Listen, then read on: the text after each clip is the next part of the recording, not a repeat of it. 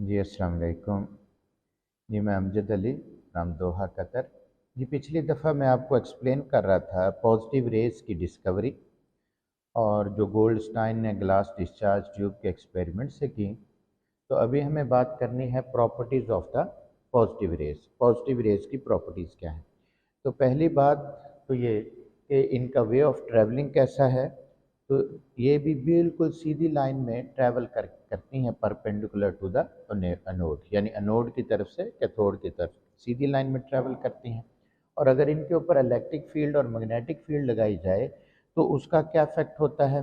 उसका ये इफेक्ट होगा कि दे डिफ्लेक्ट, वो मुड़ जाएंगी नेगेटिव पोल की तरफ, क्योंकि इनके जो पार्टिकल्स हैं उन पे पॉजिटिव चार्ज है, लिहाजा they bend towards the negative pole of the electric field. मज़ीद ये देखा गया कि अगर इनको जिंक सल्फाइड की प्लेट के ऊपर फाल किया जाए तो वहाँ पर भी ये फ्लैश करती हैं। इनकी E/m वैल्यू जब फाइंड की गई तो वो पता चला कि इलेक्ट्रॉन से कम है।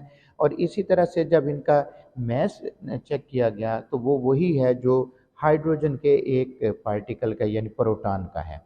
तो इस तरह से इनकी डिस्कवरी से यानी पॉजिटिव रेज की डिस्कवरी से ये मुमकिन हो सका कि न्यूट्रॉन की डिस्कवरी हो।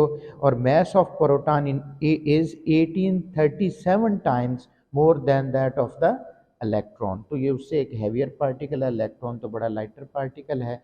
तो इस तरह से फिर ये हुआ कि प्रोटॉन डिस्कवर हुआ और ये कंक्लूड हुई बात कि जितने भी मैटर हैं उन सब में जो पार्टिकल मौजूद हैं उनमें प्रोटॉन भी मौजूद है। ठीक है, इंशाअल्लाह ताला मेरी कोशिश है कि आपको छोटा छोटा लेक्चर जो है ना वो अपलोड करूं ताकि आपके लिए सुनना आसान हो। अपना भी ख्याल रखें, अपने इर्द गिर्द लोगों का भी ख्याल रखें। नेक्स्ट इंशाअल्लाह ताला डिस्कवरी ऑफ न्यूट्रॉन की बात करेंगे हम। ओके, अल्लाह हाफिज़।